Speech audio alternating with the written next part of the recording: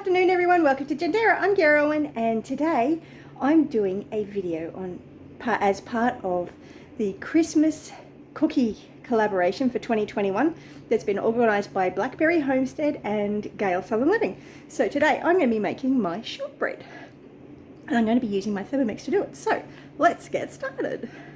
So the first thing you want to do is actually get your temperature so that it's 150 degrees Celsius or 302 degrees Fahrenheit. You want to turn your oven on, and ideally you want a fan forced oven, and just let that preheat. Okay, so the ingredients are 2 1/4 cups of plain flour, which we've got here, which we're going to put into my Thermomix bowl. Now you do not need to use a Thermomix for this recipe. I, for years, have made this by hand with only very subtle differences. Doing it in the Thermomix just makes it a lot quicker. So let's get all that flour out of my bowl. Next you want, which is also 320 grams of plain flour, or I think it's around 3/4 pound, but go with 2 1/4 cups of plain flour.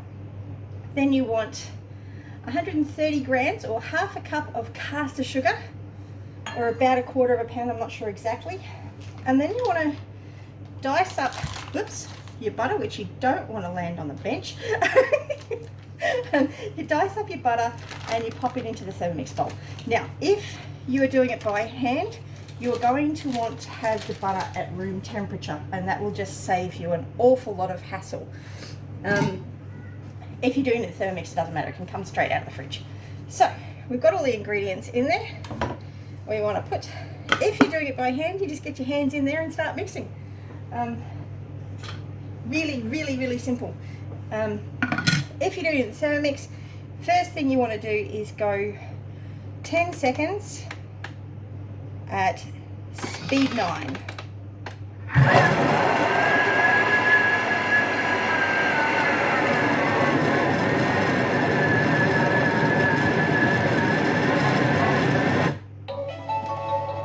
Right, then you want to take the lid off. And that doesn't sing. So you take the lid off. So it looks like this. So what we want to do at this stage is make sure that we scrape down the sides. If you're doing this in a bowl by hand, you don't need to do this because you just keep mixing it. And that's what the dough looks like to start off with. It's really important to pay attention to what the dough looks like, because the dough will change its texture and its look as we go through. So what we want to do is we want to put the lid on here, and we want to do 30 seconds at speed 4. So, as I said, this is really quick doing it in the Thermomix. It takes a lot longer when you're doing it by hand, and for years I made these by hand for Christmas presents for people. It's a really economical way of making Christmas presents. I just do up a little bag with half a dozen to a dozen shortbread in there, and people absolutely loved it. So talk about a frugal Christmas present. Actually had one of my nephews get really upset the year that I bought him a present instead of actually making him shortbread. So let's have a look at that. So you might be able to tell the texture is starting to change, but it still has a bit to go. But you can tell down the bottom it's starting to cream up nicely, but at the top it's still quite chunky. So we need to scrape down those sides again, and it'll all blend in nicely together. Sorry if I'm not showing you the right thing, but the main thing is to actually watch to see what the texture is doing, which is the big thing when you're doing it by hand. So I'm going to do it for another 30 seconds on speed 4 again.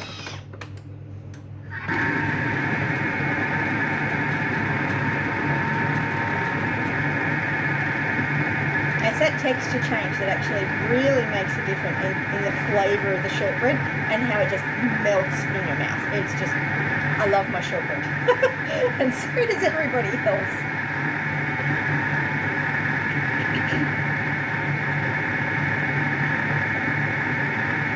I used to spend hours upon hours making shortbread for Christmas presents in the Australian heat. I'm happy for an air conditioner now.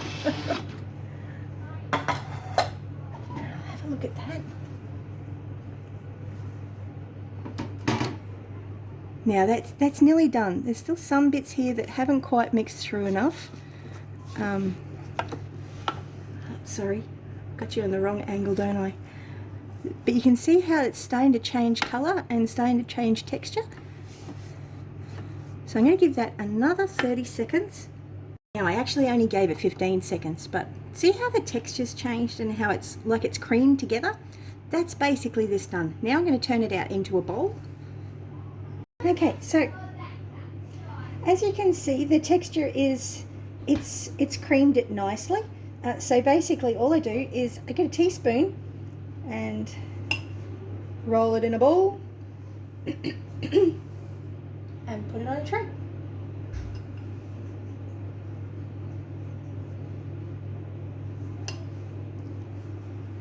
Roll it in a ball, put it on the tray and squash it with the free fingers. So let's get that in.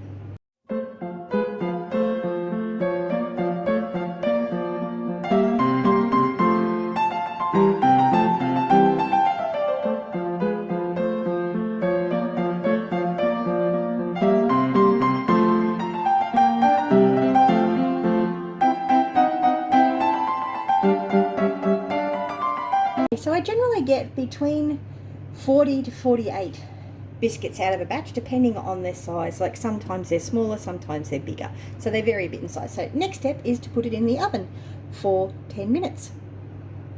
Okay, so I've now got them in the oven for 10 minutes. After 10 minutes, I'm going to swap the shelves over just to help them to cook more evenly. This is a fan-forced oven, but it still needs that little bit of extra help with getting the even cooking. So yeah, we'll be back in 10 minutes. And sometimes I'll do 15 minutes twice. Other times I'll do 3 lots of 10. But I'll check the cookies and see how they're going. Okay, so that's 10 minutes up. So that's what they look like at the moment. And I'm going to swap the trays over. So we'll be back in a second. So I've got that on. The shelves are swapped over and I've got it on for another 10 minutes. So we'll be back soon. Okay, so it's been another 10 minutes and you could leave them a bit longer, but I think they're done now. So I'm going to take them out and I'm going to show you a trick for getting them off the tray without them breaking. They're all done. Now, a humble paint scraper is the best way for getting them off. Look at that.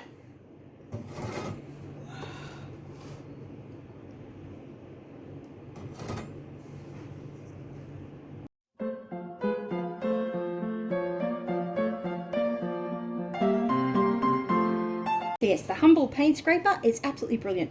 The other thing you can do is use paper towel on your trays, and I do that occasionally. Ideally, I should have had a bigger cooling rack, but that's what I've got at the moment. So yes, so we'll come back in a little while and give it a taste test. Okay, so let's taste test it. And I'm also going to show you a really fancy, well, not a fancy way, but a slightly special way of being able to wrap it up to make it so it looks like a really nice Christmas present. So, but let's taste it first.